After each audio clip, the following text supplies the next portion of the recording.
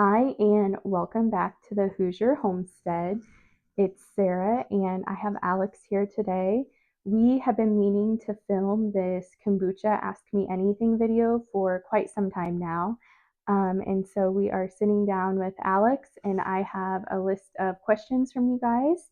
And so we are going to get started with that. If you are watching this video after we have posted it, feel free leave some comments in the box below if you have questions, and we can address those in future videos. So we will get started. All right, Alex, you have your kombucha here with you, right? Let's get started with, if someone is totally new to this, tell us what kombucha is. What are like the food products that you're using to make this? So this is just sweet tea, so water, sugar, tea leaves. I use green tea and black tea. This is actually straight green tea because I was trying to make it a little lighter. Black tea is a little bit stronger. It just has different taste, but it's really just sweet tea mixed with your kombucha starter. So very similar to like a sourdough or um, any other kind of like fermented drink. You have to have a starter that starts your ferment process, but it's the sweet tea is the food. It feeds off the sugar. Okay, so basically, if I am completely new to kombucha, but I know what a sourdough starter is, a sourdough starter is basically flour and water. You are telling me then that kombucha is just basically fermented sweet tea. Is that correct? That is exactly what it is. Okay, so you said that this is just green tea, and you can also use black tea.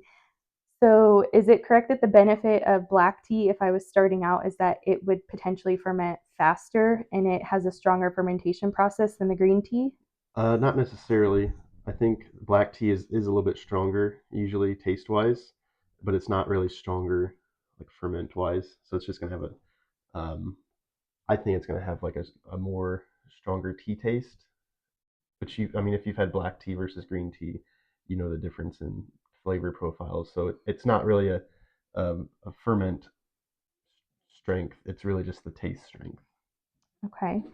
So I think another big question that we get a lot of confusion before we go into like how do you actually make it is what is in your physical jar right now. So we get a lot of questions about what is the kombucha, what is the SCOBY, what is the pellicle. Um, and so maybe we can use your jar and kind of illustrate that a bit and describe what the different pieces of a kombucha starter are. So you have to use glass. This is a glass jar. If you use plastic, it's just gonna the kombucha is very acidic and it's gonna kind of like eat the plastic almost, and you don't want that. So glass is best. If you can get a metal spout, that's also preferred. Um, Plastic spout is okay because it's not going to be submerged in the liquid all the time. But this is metal. I bought this set up on Amazon, and we can put the link in the description. Yes, and it's not like an affiliate link or anything. It's strictly just we will give you guys the link to both our jar and to the stand. I just wanted something that looked a little bit prettier on our counter. So yeah, we'll link that in the description for you. So this top here is just a tea towel. I've got it folded up several times. What you want, the purpose of this is you want the kombucha to breathe. It has to have oxygen and it releases carbon dioxide. So you want it to breathe, but you don't want it big enough to like let bugs or dirt in there. So we would not want cheesecloth. No, cheesecloths that have too big of holes. So, and I've got this folded up several times, so it kind of overlaps itself, so it works out really well. I also use this. We have a pack of like three of these, so this is fine as well, and it's got the elastic And this, built in. guys, this is just what I use to cover my bread when it's rising. So it's nothing fancy. Same thing. We got it off Amazon. I'll see if I can link it in the description box for you. So So why are we doing this though? I was gonna say you could use a T-shirt. You could use I used to use coffee filters. If you're gonna do that though, make sure you put rubber band around it. And so the purpose is so it can still breathe, but you're going to keep bugs and dirt out. So the big thing is fruit flies. Since it's so acidic, if you ever have like fruit or like vinegar sitting out, it's going to attract fruit flies, and so they will lay their eggs in here, and you don't want that to happen. So that keeps them from getting in there, but it can still release carbon dioxide and get oxygen. So if you're using a t-shirt or coffee filter or towel like this, just use a rubber band. You just want to make sure it's got a good um, snug seal. Okay. And we'll come back to some frequently asked questions in a minute about why we shouldn't use like glass lids and things like that. But let's address, now we've talked about the container and the cover, what is actually in here. And I'm going to try, guys, to put some little clips. We've been recording a couple videos over the last couple of days as Alex fed this. And so you can kind of see the process rather than simply what it looks like right now. So let's start. What is this actual liquid called? Because this is the biggest confusion question that both of us get all of the time. So the liquid is the kombucha drink, but it's also known as a SCOBY. So that's SCOBY. So that stands for symbiotic culture of bacteria and yeast. And so that's the actual liquid. It's not, it's what you drink. So it's not the thing on top. So the thing on top, and I'm not going to touch it because you don't want to introduce new bacteria during the process. But that's called the pellicle. And so it's really just a byproduct of the fermentation process. And so what it is basically dead yeast. And you can kind of see it floating around, the little strands of dead yeast floating around, and it'll sink to the bottom as well. But as you let this keep fermenting and sitting on the counter, this will get thicker and thicker. So when I fed this like 2 or 3 days ago, this was probably like maybe an inch thick. It was like a pile of pancakes.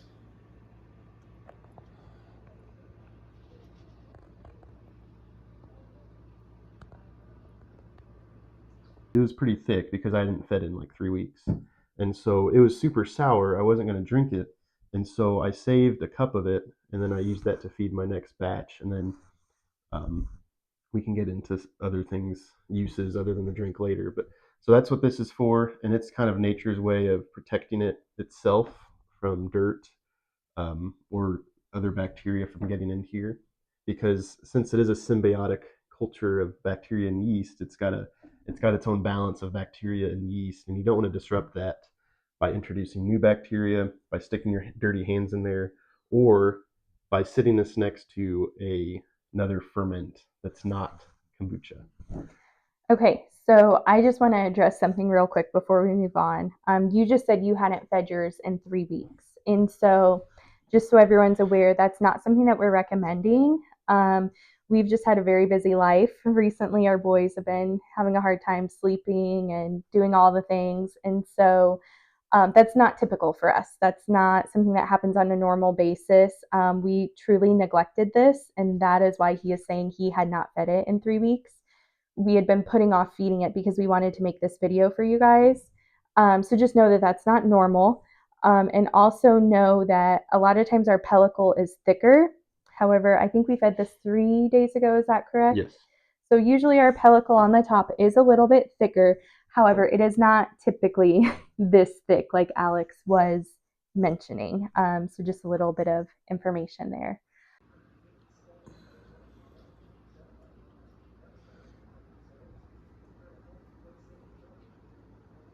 So I think the next question that I get all the time, people get really confused because they want to know, well, do I have to have a SCOBY hotel? Do I have to be saving all of these pellicles? And as people are brewing their own kombucha at home, they then think they have to dump all of these pellicles back in to make their kombucha. And so I know that's not the case. So tell us a little bit about how many pellicles you need in your jar to make this process happen. So you need 0 pellicles. You don't need any. Can you repeat that? You don't need any pellicles. All you need is the ratio. You need the starter liquid from your last batch, or if you bought a starter, which we'll get into the ratio in a minute. You just need the right ratio of liquid, tea, sugar, and starter. Now I do have what they call a SCOBY hotel, and I can bring that over here in a minute. But I did not add a pellicle when I fed this last. I actually took that big pellicle out to kind of show that you don't need it because it just created its own part of the fermentation process. So no, you don't need any. You just need the starter and the sweet tea. And so if you do have a pellicle, um, putting it in there, what will that help do if you That'll do? just it'll make it stronger, which means it will get more sour faster, and so it will ferment faster because you're just giving it more starter essentially because within that pellicle is more of the bacteria and yeast, and so it'll just ferment faster. But you don't need to. Okay, so I'm going to give a rundown of just some quick things that you can do with your pellicle. So as Alex said, we do have a SCOBY hotel. One of the main reasons we have a SCOBY hotel is because we actually sell our kombucha starter. And so that means that we can then give someone starter along with a SCOBY. They typically prefer it that way. So that's one thing you can do with it. Store it in a cool, dark place, your pantry, out of light. And then, in addition to that, if you ever have an accident, you have a backup. So, Alex, tell us about like an example of an accident, maybe why it's a good idea to have starter in your pantry along with a SCOBY hotel. So yeah, so an accident that happened probably about a year ago. Since you're using glass and hot liquid, so you never want to put hot liquid in here for a couple of reasons. One, the liquid needs to be not so hot that it's going to kill your bacteria, kill the starter. So it has to be less than like 85 degrees. So almost room temperature is what I shoot for. But it's also going to break your glass because you're putting hot liquid in a cool glass container. And so one that makes a huge mess because then you got sticky sweet tea all over. But then you also just lost your starter, and if that's all you had, then it's gone. And you have to get some more. Or another issue that might come up is mold. And so if you ever see mold on top of here, it's going to show up on the pellicle. Um, you just want to throw the whole batch out because you don't know how far it got into the liquid or if it's spread. Or if you see like fruit fly larvae or eggs in here, you just need to throw it out because there's no use saving that. It's liquid. It's just not worth it. So those are a few different ways that you could lose your starter if you don't have a backup and then you have to get some more. So it's always good to have some just on hand. So Alex is actually going to go get our SCOBY hotel out of the pantry so he can show it to you guys. But so that was number one, why you might want to save your pellicles. One of the things that you can do with them. So put it in a SCOBY hotel. So number two is if you have any type of animal, such as like backyard chickens, pigs, things like that. I'm sure goats would probably eat it. We take our pellicles out, and we literally, for the chickens, we cut it up and they absolutely love it. They devour it. And it's just a good form of probiotics for them. They're getting a fermented good. And I don't feel like I'm wasting something that way. So, number three, before we had chickens, we actually had a compost pile. And so because it is a living thing, it's a byproduct of food, I would take that pellicle and I would just put it in our compost pile.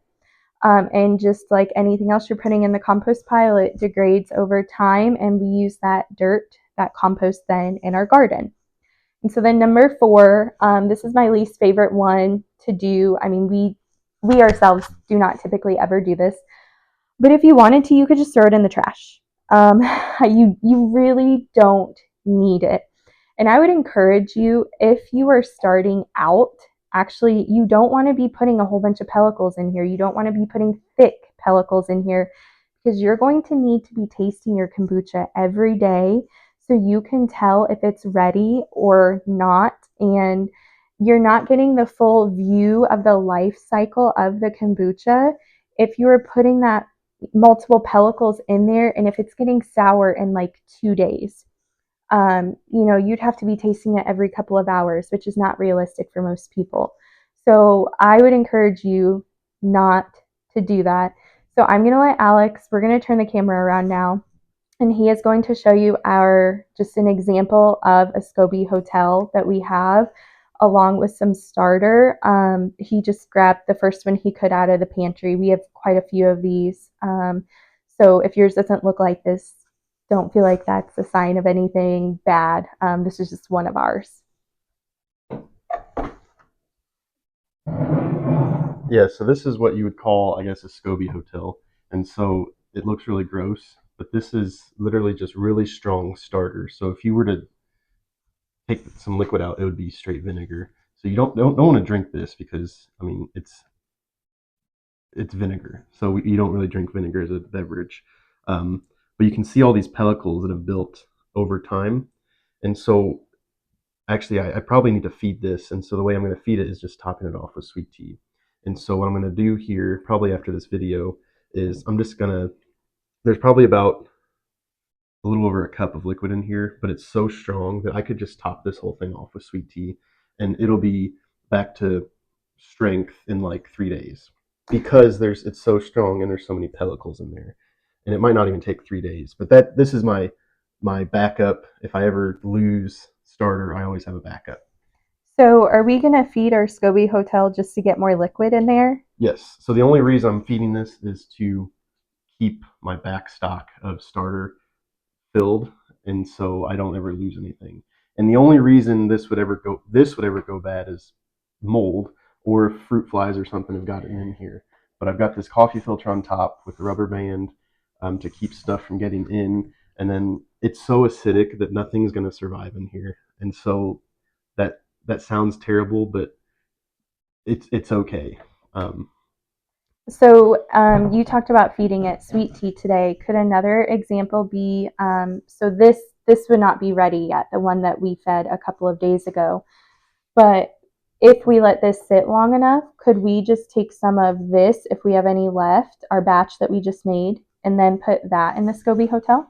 Yeah, because it's just starter, so it's the same starter. You could honestly put this in here right now, and there's enough sugar in here that it's gonna feed itself, and so it'll it'll it'll be fine that way. So I think a big misconception that we get is people think that this has to be like some type of exact science, which I understand. If you know me personally, guys, you know that I have such like a type A personality. That is just me to a T. Alex is like polar opposite of me. We make a good match.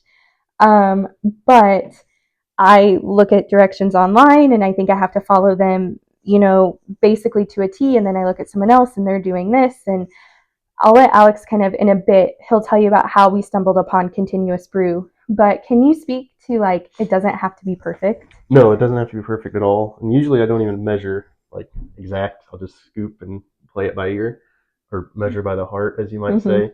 And so I think you said we'll talk about ratios in a little bit, Yeah. but when I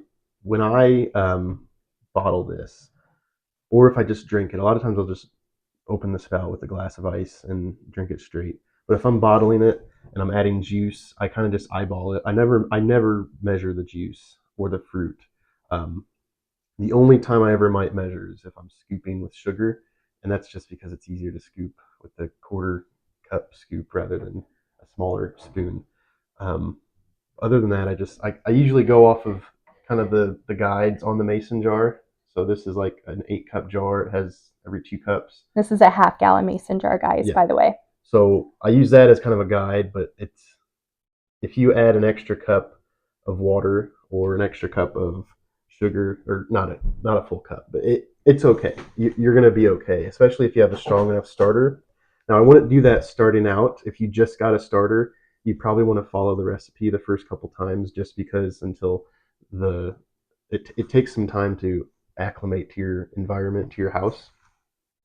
And so I would follow the recipe for the first few batches, but after that, you can kind of play around with it. And really, the only issue would be if you ever use too much sugar, um, is typically when you might grow some mold, or if you don't have enough starter to eat that sugar, you're going to grow some mold.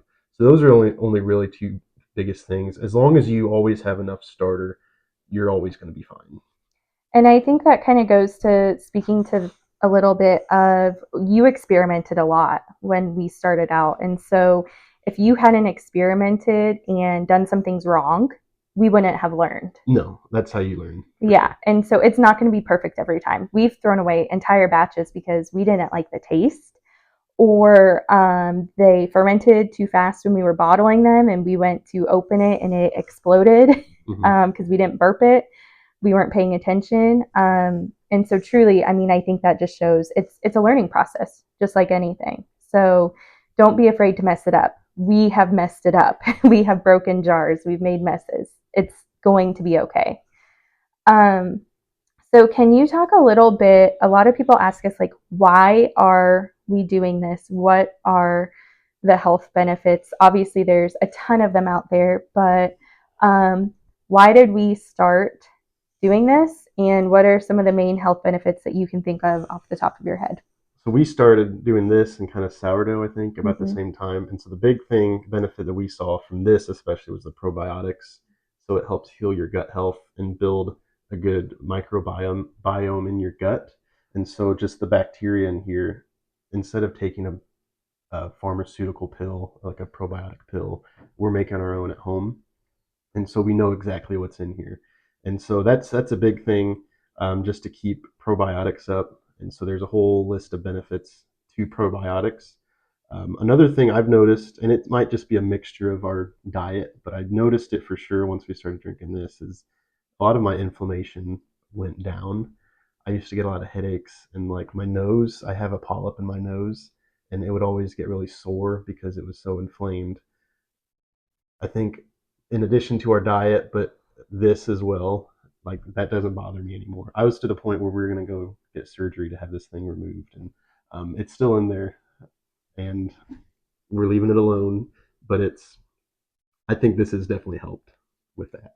Yeah, and just like a side note too, some of you guys know my story, but I had my gallbladder removed 3 months after we had Danny, and I went through a huge gut healing process.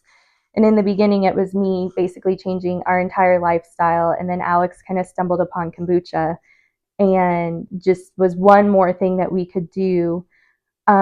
Let's talk a little bit about an alcohol replacement, because I think this is something that's been really big for you personally, not so for me. Yeah, so I used to drink a lot of alcohol. I won't get into too many specifics, but this is a good replacement. And for me, because this almost tastes like a sour. My thing was like whiskey sours or like sour beers or IPAs, kind of the more tart drinks. And so this is definitely a good replacement for that because it's a sour, fruity, fruity if you want, or it's just a sour drink. Um, Now I will say there is a very small amount of alcohol. So if you're someone that like can't have anything at all, um, this might not be for you. Only because there could be up to like 1% alcohol content. So it's not like going to get you drunk or give you a buzz or anything like that. But it's a fermented drink. So is beer and wine. I mean, but so is yogurt, and so is like if you eat a banana from the store. I mean, it's going to have a certain amount of alcohol content. So um, it's not like drinking a beer, obviously, but there is a little bit in there. But yes, it is a good has been a good replacement for me. Yeah, and it's a great replacement for soda as well. And just to kind of put a disclaimer here, guys, we are not health professionals whatsoever. We are not giving any medical advice. I will tell you, I drank this kombucha throughout my entire second pregnancy with Waylon. My midwives were not concerned whatsoever. We asked them in the very beginning, and there was no concern about me drinking kombucha and the possible alcohol content. As well as when we've taken our boys to the pediatrician. Our 3-year-old Danny, he loves kombucha. He's always asking for bucha. And she by no means is concerned. She is very excited that he's getting good, healthy probiotics from a natural source rather than, oh my goodness, he might be potentially getting some low amount of alcohol. So that's just our experience. Obviously, make your own decisions for your own family, but I just wanted to share that. So, how does this kind of compare to store-bought kombucha then? We can talk a little bit maybe about the price, and then the makeup of our kombucha that we're brewing at home versus store-bought kombucha. So the difference here is you can make it however strong or as fruity or however much you want. If you buy it from the store, what I've found, it's a lot less strong, um, like sour wise, and so I like it a little more sour, and so it still tastes good. It's a lot sweeter from the store, and I think that's because they're not going to sell as much if it's not as sweet. The other thing is it's very expensive. So a 16-ounce bottle from um, a grocery store, you're going to pay it probably about $4 for just like a 16-ounce bottle. I'm making this at home. I can make 16 ounces for like 50 cents, maybe. And that's on the high end. That's if we're using like purely organic tea and sugar and all that. So definitely cheaper, and you can make it however you want, and you know exactly what's in there. I will still stop every once in a while and get one, like if we're out somewhere, because I'd rather get one of those than like a soda. Uh, So, So let's talk about the pasteurization as well. mhm. If you know me personally, you know I'm not a huge fan of pasteurizing anything at all. So what is happening to store bought kombucha before they bottle it? So yeah, they're likely going to pasteurize it a little bit, not like ultra high temp. I don't know what temperature they pasteurize it at, but they have to legally to sell it, um, because otherwise there'd be a certain amount of bacteria, and you, depending on the state, can't always sell that legally. So we can't sell kombucha in Indiana as a beverage. We can sell the starter, and then you can make your own, but you can't sell it as a drink because we can't determine um, how much bacteria is for sure in here. So they will pasteurize it a little bit, and so that kills off some of the it kills off some bacteria, and so it kills off the good bacteria as well as any potential bad. And so the nutritional content, probiotic wise, is going to be a little less than if you were to brew it yourself at home. And so everyone has their own opinions on that stuff. So that's just the information that we have. So there is a purpose for store bought kombucha, though, in a sense. Obviously, Alex has mentioned he picks it up at the store if he wants a drink rather than a soda. However, when we got started out, so I think kombucha is starting to become a little bit more mainstream than maybe even 3 years ago when we personally started.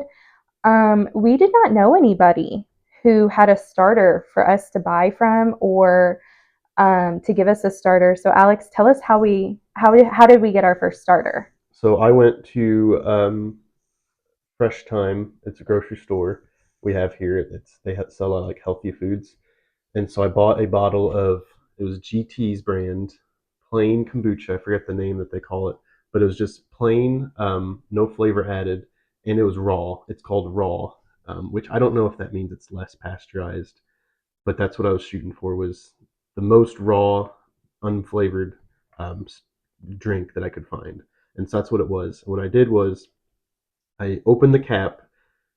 Once I bought it from the store, took off the cap, and then I put a coffee filter over the top, put a rubber band around it, and then just let it sit on the counter for like 2 weeks.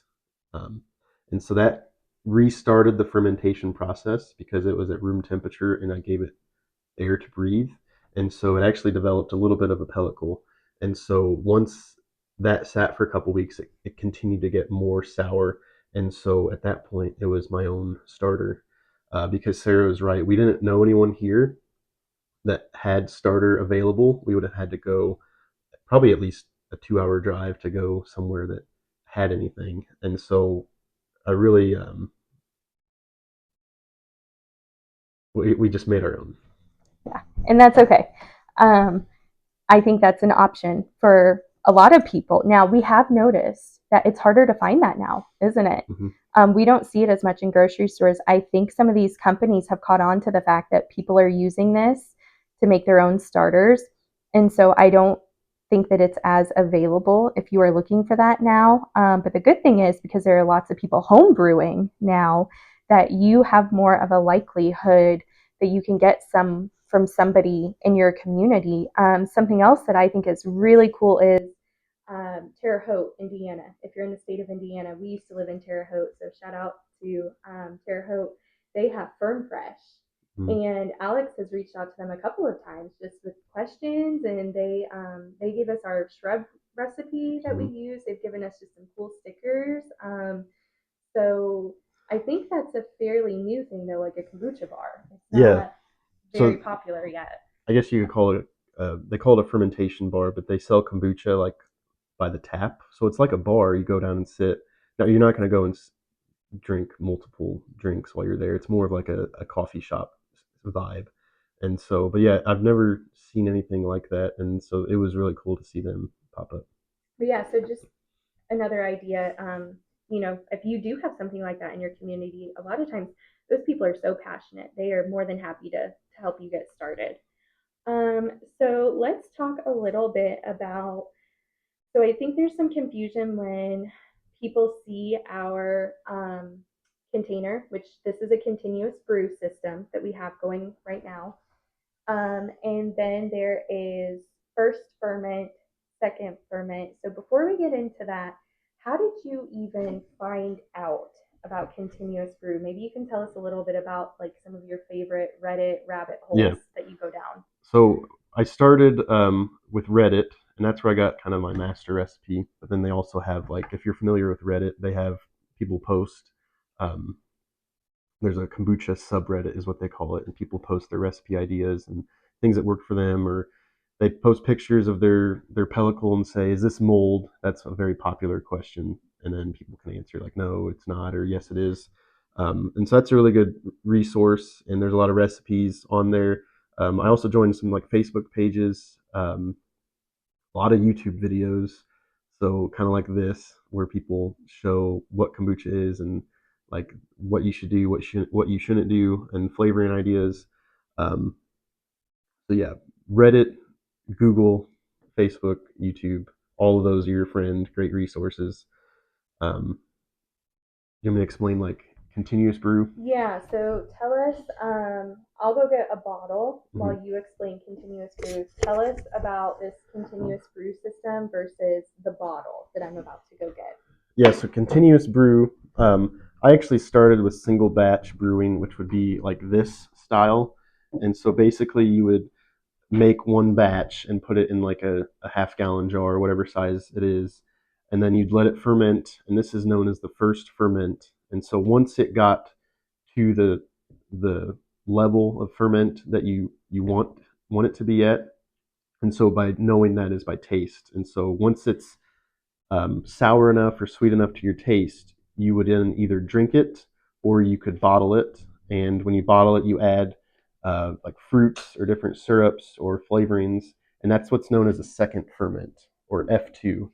And so the second ferment, what you do there is you're adding the fruit flavoring or whatever you're using as flavoring, and that acts as an extra sugar. And so these are the bottles that I use. They're just flip top bottles with a little seal. So you will add whatever flavor you want, whether that's syrup or fruit or whatever.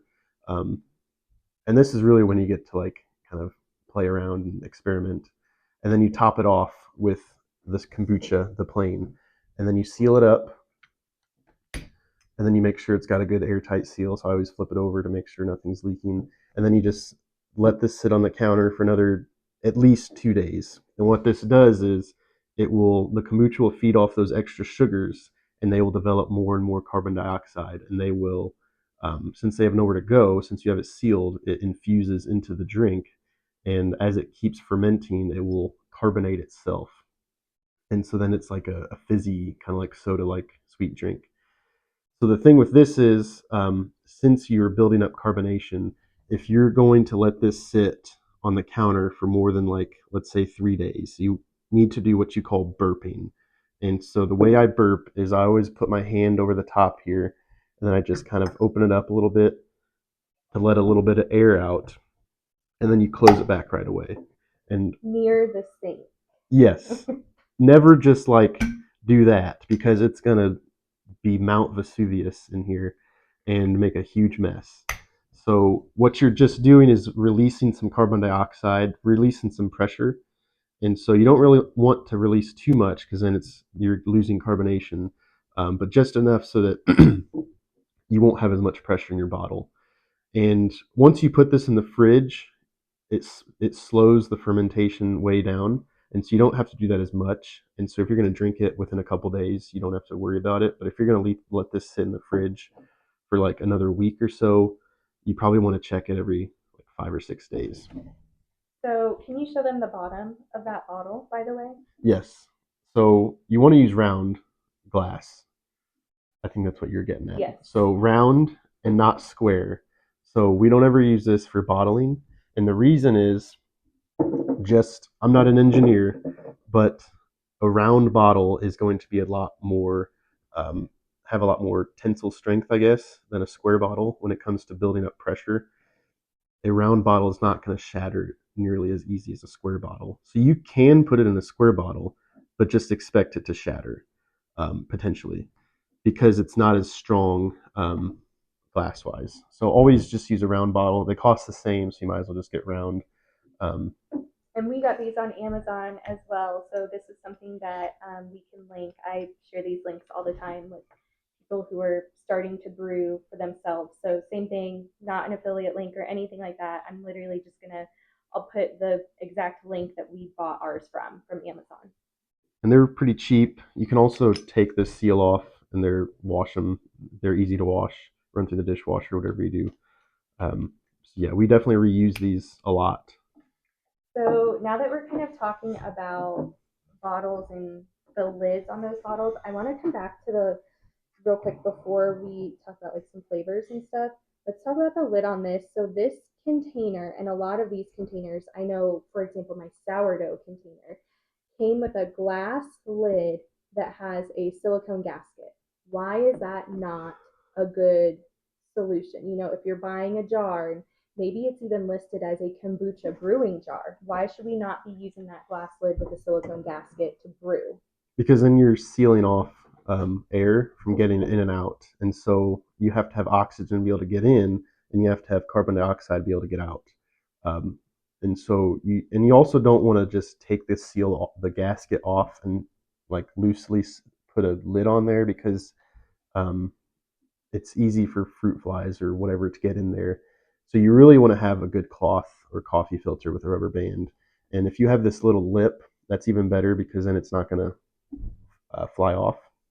So I think this did have like one of those metal rings, and it was like a like a snappable lid. And I just took the whole thing off, and we got rid of it because I wasn't going to use that for this purpose. And I think this is just a 2 gallon like beverage container is what they call it, like a beverage dispenser. And so, kind of along with that, something that we've seen is people asking us about condensation. And so we've noticed when people have those types of lids on their brew jars, they are getting condensation in their jar, aren't they? Which that's not good. Can you tell us about that? Yeah, so the condensation is going to come from having that glass lid or having this close to a window.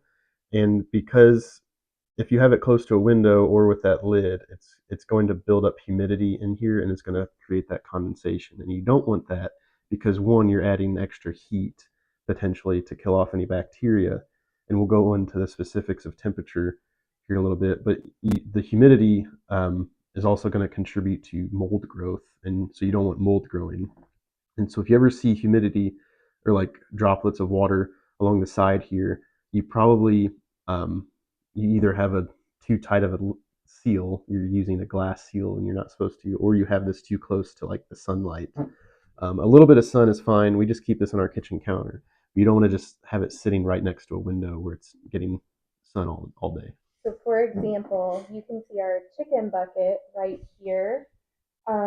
We have sliding glass doors right here. We do not keep our kombucha there for that reason. There's also some windows behind Alex over here. We keep it on the other side of the counter. That way it's out of any potential direct sunlight because you can see right now, if you look at that chicken bucket, you can see where the sun is shining in on it. And so we wouldn't want that for our kombucha jar. Okay, so now we know kind of continuous brew versus first ferment, second ferment with the bottles. I think the biggest thing that we can talk about is like, how easy is this? So we can go into recipes in later videos, but can you give them like a super quick rundown of when I say, hey, Alex, can you make me a shrub? Mhm. at night. What does that look like? What a shrub looks like. Yes, like just super fast. Like, what are Yeah, you doing?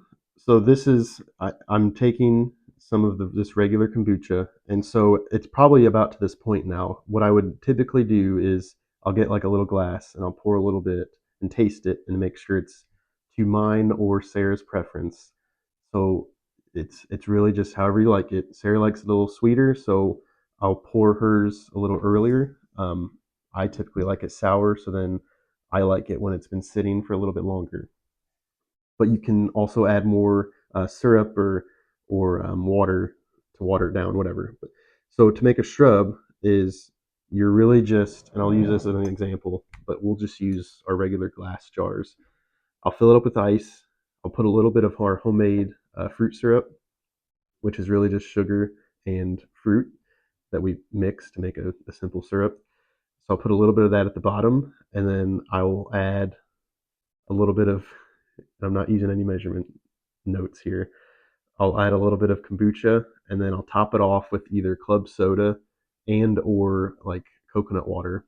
So the coconut water is just going to add some electrolytes. If it's really hot out, it'll help hydrate you a little better. So if I were to guess, if I'd probably go to about here with syrup, so like maybe 10% of the jar of your glass. Do another like 80% kombucha, and then the last 10% or so, maybe 20%, give or take, of club soda or the coconut water. And you can play around with that. If the kombucha is too sour, just as it is, then you can add more syrup or club soda. If you want it more sour, don't put as much syrup in there. Or if you want it more watery or more coconut water in there, add more coconut water. You do whatever you want. It's not going to hurt anything. You're always going to have that kombucha benefit because you're adding probiotics. So it is 100% better for you than drinking a soda. And so I wanted to kind of speak on, you said club soda. So just myself, something that I've experimented with, we've used Aldi, like Mm-hmm. LaCroix brand Aldi. If you're using LaCroix, make sure you use plain. Plain, yes, sorry, we should say that. All of these are plain. Your microphone's off. Sorry, guys. Maybe it died. Okay, well, I hope you can hear me or have been able to hear me because my microphone was off. Um, anyways, so mineral water, like Perrier or Perrier, however you say that. There's a couple different brands. S. Pellegrino, is that another one? Yeah, that's another one. Yeah, I think there's actually like a Walmart brand too. So we've used like mineral water as well. Just trying to play around with like different health benefits and flavor profiles. So I know that you said no flavored club soda type things, and I think that's very important. Let's talk about a little bit of the flavorings that we found. So like I will personally share, my favorite is like anything berry related. So like strawberry, blueberry, raspberry. I personally think that those work the best for our syrups, especially as someone who's like home canning syrups and jams and jellies and things like that, and also like making simple syrups for coffee and such. What are some that we have found like do not taste good or do not work well? Yeah, so you said berries are really well because they produce a lot of juice, especially strawberries. They'll make a lot of like juicy syrups. Things that don't work well, anything that's super acidic. So like pineapple is a good example. I mean, it might taste fine, but it's gonna ferment. Like it's gonna make that go really fast. So if you're gonna bottle this, if you're just making a shrub, that's one thing. But if you're gonna try to bottle anything with pineapple juice or whole pineapple fruits, you better be burping that like at least once a day because I've seen a lot of people that on Reddit that use pineapple. And so yeah, it tastes great if you like pineapple, but it's gonna ferment super fast. Um, Weird ones, bananas and mangoes. Yeah, anything like a banana or like a mango. I don't know what family of fruit those are, like the like tropical fruits. Pawpaw. Like... Yeah, we have a lot of pawpaws here, which actually Firm Fresh has like a Hoosier blend, I think they call it, and it has pawpaws. I've never had it. So you could try it. I mean, I'm not saying these don't work. Like if you like those flavors, you might like it. But that's just things that haven't worked for us as well. coffee? I tried coffee once. I called it kombucha. I saw that somewhere. It didn't turn out. It was it just tasted like a sour, like fizzy coffee, and it was weird. You might be into it. I mean, I don't know. Some people like that kind of stuff. My favorites though, if I'm making like bottling this, like you said, berries. If we make your berry syrup, I usually put like this much syrup at the bottom, so like 10% or so of the bottle, and then just top it off with the kombucha starter. If I want it to be a little sweeter, I might add some honey, and that just I don't like to add extra sugar because then you're just like adding sugar that doesn't need to be in there. So I'll add honey. Something else that's been really good is like a strawberry lemon, and so a lot of times I'll just cut up whole strawberries. Like if they're fresh, it's even better. Or strawberry syrup, and then I'll fill up because you can put whole fruit in here. You want to cut them up really small, one to fit inside of the top of the bottle, but also it extracts the most flavor out. And so you either want to blend them or cut them up really small. And so strawberries, and then with like a little bit of lemon is pretty good. And I'm somebody, guys, I do not like bits and pieces of fruit in my drinks. It doesn't bother Alex, it does bother me. So just a heads up, if you're doing what he's talking about, I have him strain the fruit out of mine first, Yeah, and it goes in the chicken bucket. you probably want to strain it anyways because when you as you ferment, actually, let me go get this bottle.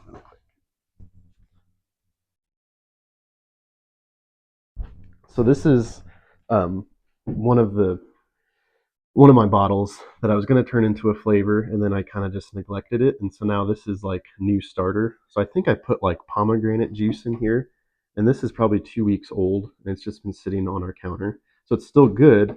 It's just probably super sour because it's been fermenting so long. And so I've been burping this just to show you what burp looks like. And so you heard that carbonation come up, and it's starting to fizz. Um, but it's not fizzing as much because it's been sitting out so long. It's almost ate all the sugar, and if I were to taste it, it'd be really sour. But what I was going to say was, as this ferments, even during the second ferment, you can see all these little like things floating around. So that's basically just dead yeast, and so it's not going to hurt you by drinking it. But a lot of people don't want that in their drinks, and so maybe not the most palatable yeah. consistency for drinking out of a straw. So what you can do is just strain it, like get a fine mesh strainer, um, and so like you can drink it and it's fine, but yeah. So then let's talk before we go into the recipe. I do want to include his master recipe in this video for you guys. We're not going to get into recipes for shrubs and things like that. We'll do that later. Let's talk about caring for your jar. There are two camps of people out there, and I am very deeply in one camp. Your microphone's off. I know my microphone's dead, so we're gonna go for it. Sorry guys, my microphone's completely dead. I'm hoping the phone can pick it up, the audio. So there's people who seriously wash their jars and sanitize them, and then there's people who use water. So tell us about caring for your vessels and such. So I usually just use water. I when I clean it. So this sounds really gross. I actually just cleaned this the last time that I fed this, so just a few days ago. So it will build up some like Almost like a brew line. yeah, it's where this yeast will stick to the sides and it'll dry, and then it looks kind of weird. And if you don't like the look of that, then you can definitely rinse it out or clean it every time. But I just don't have time for that. It's also not hurting anything. No, it's not. As long as there's no mold. And when I say mold, a lot of people get confused. I'm like, what is mold? If it's fuzzy, it's mold.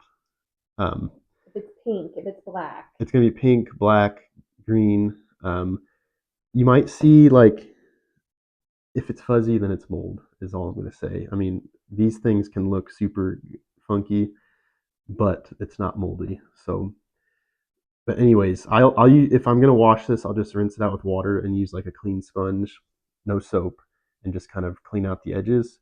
You can use soap, but the issue is you're like disrupting the balance of the bacteria and the yeast. Especially if you don't get all that soap rinsed out. Yes. And so you're killing all the bacteria. And so I know that's like the mindset everyone has is you need to kill off all bacteria. Well, what we're making here is a bacteria filled drink, and it's a good bacteria because it's for your gut health, but you also don't want to kill off that good bacteria by using a lot of soap, especially Dawn. Like, don't use Dawn on any of this. If you're going to use anything, use like a light Castile. yeah, like a Castile coconut based like coconut oil based soap or something like that. So treat this as you would a nice old cast iron skillet. I like that. Do not put soap on it. Yes, just give it a good rinse if you want. Otherwise, it's fine. Now, once again, that is our advice. There are other people who are out there scrubbing every single time. We just do not do that. This has not been approved by the FDA. Yes, yes, USDA, FDA. This is what we do personally because this goes along with just our personal beliefs on pasteurization and bacteria management. Okay, so I let it go too long. I neglected it. I don't want to have a SCOBY hotel. Maybe I have enough starter in my pantry. What do I do with all this kombucha? So if you taste it and it's way too sour for you, I mean that's fine. It's not bad. It never goes bad. It's just vinegar. So what do we do with it? And so what we've done in the past, like you don't really want to throw it away. I mean you can, but then we don't like to waste things if we can use it for other stuff. And so if you're not going to drink it, we keep a bottle in our pantry, and we use it for like cleaning because it's so acidic that it's a good cleaning agent. So this is the mother. We call this vinegar cleaning or cleaning vinegar. And it is labeled very clearly, guys. No one's coming here and mistaking this for something else. So I think this is actually a mixture. I tried making some apple cider vinegar a few years ago, and it didn't really work out. And so we put some of that in here. We put some kombucha in here. Some peach scraps stuff. Yeah, I tried to make like peach vinegar. So I mean, it's got its own smell, and it's not bad. None of this. I wouldn't drink this. I mean, it's probably not going to hurt you, but I'm not going to drink it because it's vinegar. And it has a very distinct vinegar smell if you're cleaning. But something that I love this for is when I cure my butternut squash in the fall. Yes. And I want to wipe it down with vinegar before I bring it inside to store it in the pantry all winter long. Well, guys, this stuff is it's expensive. And why would I not use something that I readily have access to? I'm not canning with it, so it doesn't have to be 5% acidity. I'm strictly using it to wipe down some vegetables that I organically grew in my field, or cleaning our floor. Yeah. So any kind of cleaning that you want, like some acid, like acidic liquid, I'm not going to pull from this to use as starter to drink. We're not going to drink any of this because this is labeled as our cleaning vinegar. So if anything you would typically use for like apple cider vinegar or just regular white vinegar, non food wise, we use this for. Yeah, and so a lot of times we dilute it 50-50 with water also. Keeping that in mind, we're not using this as like straight cleaner. We're definitely diluting this. So while we're on that topic of something else we can do with it, I know we like to make homemade salad dressings a lot. Obviously, we would not use that jar for that, but this is a great solution for like homemade salad dressing. Yeah, so I'm not going to use this one specifically, but if this goes too far, what I could have done is set some aside and made like a vinaigrette or I think our honey mustard even has vinegar in it. Anything that would call for apple cider vinegar. So when I'm like smoking a brisket or like a pork butt or something, you typically use apple cider vinegar to like spritz the outside. The last time I did that on a pork butt, I spritzed it with really acidic kombucha, and I mean it has the same effect. You're just adding some acid to it. So yeah, anything you'd use a apple cider vinegar or white vinegar, or even like a balsamic vinegar, maybe depending on the flavor. So you would use this leftover for. So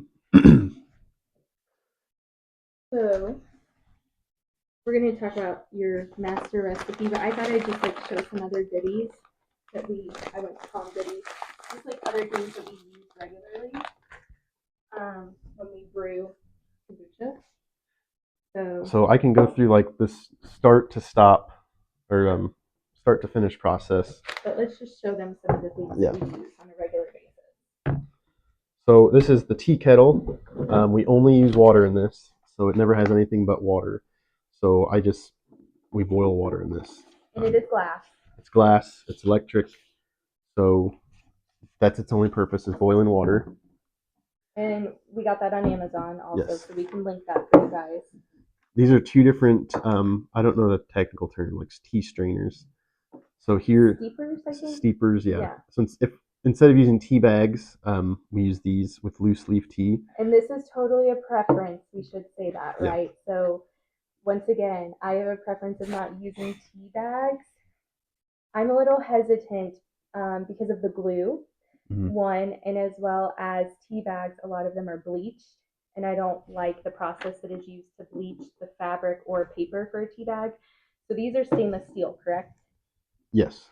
And so that is why we have these, is because I do not want to use tea bags. Now, if you are starting out and that is what you have, please use it by all means. If that's what you're comfortable with, absolutely use it.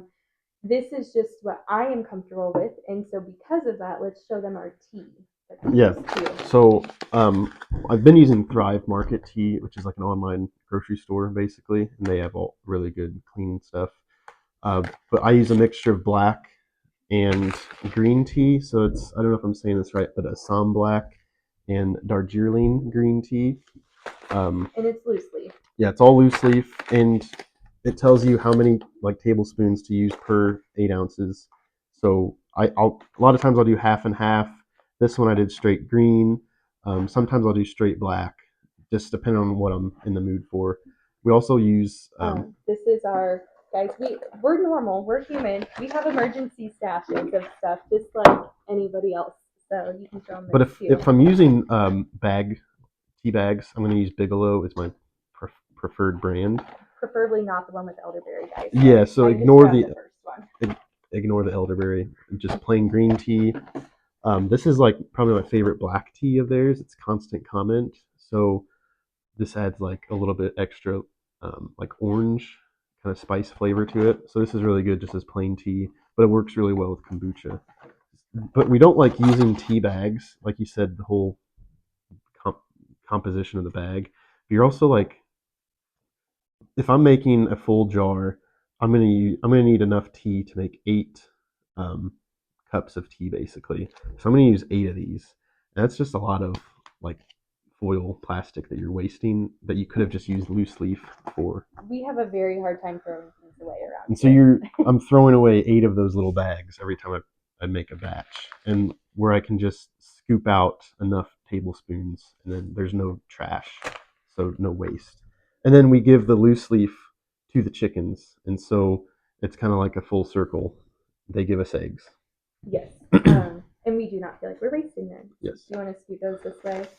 Okay. There has been a lot of confusion on previous videos, and I totally understand that, and Alex understands that as well. So, about tea, master tea recipes and ratios, and so I did tell him, I love you dearly, but you are no longer allowed to do kombucha math on the fly, is what I'm calling it. So I have printed out Alex's master kombucha recipe for him, and I am going to have him read through it. We will put it in the description box, but he is going to kind of explain it to you. He's not doing any math on the fly. He is really good at that, but I think a lot of us have trouble comprehending what he is saying because our brains do not work in the same way. So here is the recipe that I pulled from Reddit, actually. And so this is like the same one that I use every time. And so this is what it is. So 4 cups of water, 4 tea bags, or if you're using loose leaf, go by what the package says. So for example, this green tea is 1 tablespoon for every 8 ounces of water, which is considered a cup of tea. This is only half a tablespoon, the black tea is, so per 8-ounce cup. So you just go by that based on however many cups of water you're using. So 4 cups of water. And then whatever it says to brew that much tea. Yes. that ratio of, okay, I want 4 cups of water, so how much tea do I need to Make put four in 4 cups. cups of tea Yes. based on the package? So every package is going to be different, guys. And with that, a quarter cup of sugar. I use organic cane sugar. You could also, I'm not going to get into it. Just use organic cane sugar, white sugar. So a quarter cup of that. And what I will do is typically boil the water, um, and then I'll add in the sugar, stir it up to dissolve, and then I'll add in the tea and let it steep for however long it says, 3 to 5 minutes, whatever it is. Take the tea out, and then you have to let it cool to roughly 80 degrees. You don't want it hotter than 85. Just let it get back to room temperature. Sometimes, if you're in a hurry, I'll add ice to that tea mixture to cool it down faster. If you've got time, just let it sit on the counter with a little paper towel over it.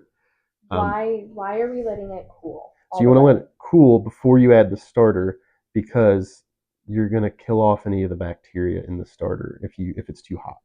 Also, you could potentially break your jar. Yeah, you're gonna break your jar. So we always use mason jars when we're brewing because they withstand the hot temperatures a lot better than not tempered glass, I guess. So once you make your tea with the sugar and let it come back down to temp, you add half a cup of starter. So 4 cups water, enough tea for 4 cups, quarter cup of sugar, half cup of starter. You can always add more starter if you're not sure. Um, More starters not going to hurt anything. It's just going to make things ferment quicker or give it more of a kickstart. Um, and so that's the master recipe. And so, can you tell them a little bit about our jar? Show them where when our jar starts to get low. Where do you recognize? Like we're drinking it on a regular basis. Yeah. Where do you recognize like, oh, I need to feed this? So the idea of continuous brew is as you take it out, you add sweet tea back into it. And so every time I pull out a glass, ideally, if you had the time, you would add another glass that you have just taken out of sweet tea. We do not do I that. don't do it because we don't have the time to do that, and that's okay. But typically, once it gets down to about the spout here, I'll top it back off with sweet tea. You just never want to get it too low that you're not going to have enough starter to make enough tea. So I think this is 8 cups, or no, this is about a gallon. I'm going to try to. I'm not doing math on the fly again. So you just want to make sure you have enough starter ratio with the the tea you want to make. And so I will say, and wouldn't you agree, Alex? We so when it gets to here, we're that's probably more than half of a cup Oh of yeah, that's at starter. least 1 cup, and so I always have a little bit more. So yeah, so it doesn't have to be an exact science. By no means, you are not emptying this out and pouring half a cup No, of starter in there no. If it gets down to about here, I'm calling that about a cup. So I'm adding 8 cups of sweet tea. because it doesn't have to be a perfect science. No. We just know, hey, we're down to the spigot. We can't drink any more of this. We're Now, running if out. We need to feed it. now if I'm not sure there's at least half a cup, yeah, I'll pour it into a measuring cup. Make sure I have enough. But if I know there's a, at least enough, then I don't worry about it. And so, as we're talking about this continuous brew, once again, we are then dumping, correct, this tea mixture that you have made into this jar. Yeah. We're not, Once it's cooled down. yeah, we're not brewing it in a separate mason jar and letting it sit or anything. It's literally, it's all going back in here. That's the best part. Yes, and that's the best part about continuous brew is you're continuously brewing the same batch essentially because you're just topping it back off. Whereas if you did a single batch like in a jar like this, you would have to fill it up, make your first ferment, and then pour out some to make your flavors or whatever, and then you'd almost have to like remeasure everything, and it's not a continuous setup like this. And so that's why I really liked this setup because I can just pull off a little bit if I want to have a little drink, or we can make shrubs. We just use a spout. We keep it on the counter. If we want to make dressing, we pull Mm-hmm. out of this. Literally, if I have a recipe that calls for vinegar, half a cup of vinegar, I can just pull right out of the spout. and we're not filling all these little bottles. So if Yeah. you are like busy parents like us, we have a 3-year-old and a 1-year-old, guys. I don't have time to fill these bottles, wash these bottles, burp these bottles. It's almost like baby bottles, but it's kombucha bottles. We don't have time for that, and we like this system better because it's just a lot less daily management, Mhm. truly. So yeah, do you have any last Yeah. kombucha thoughts before we kind of wrap up? And then, like I said, we will do some future videos, maybe talk about your article as well. Yeah. So something people ask a lot is this healthy or does this look right? As long as there's no mold on here, then you're probably fine. One good indication, and you're not going to have this with everyone, but if you have a really healthy starter, you can see all those bubbles just flowing up. It's almost like champagne or like a beer, I guess. You're going to have some bubbles, and so that's a good indicator of a healthy starter. You have the bubbles on the line too. Yeah, so you're going to see bubbles, and so what that um, Get it to focus. There we go. is the kombucha, the SCOBY, is eating the sugars from the sweet tea and turning them into kombucha, but the byproduct of that is carbon dioxide, and so that's where all these bubbles are coming up and then releasing into the atmosphere. So if you see bubbles, it's good and it's healthy. And if you're developing a pellicle along the top here, so like this is only 2 or 3 days old, so this is really healthy because it's already visibly thick after just a couple of days, and so that's another sign of a really good, healthy, happy kombucha. And that's just truly its way to protect itself. Mm-hmm. When people ask us about it all the time, we just say that's how God intended it to be. Before we had fancy tea towel elastic Mm-hmm. covers and rubber bands and coffee filters, it protects itself. Now, is that enough? Not in our mind. We live on a homestead, a 15-acre homestead. We have flies in here constantly, fruit flies. I'm canning. There's always fruit sitting around. So, no, we put the cover on top of it. But that is its own basically protective process. Mm-hmm. That's why it's building a pellicle to keep Mm-hmm. itself safe.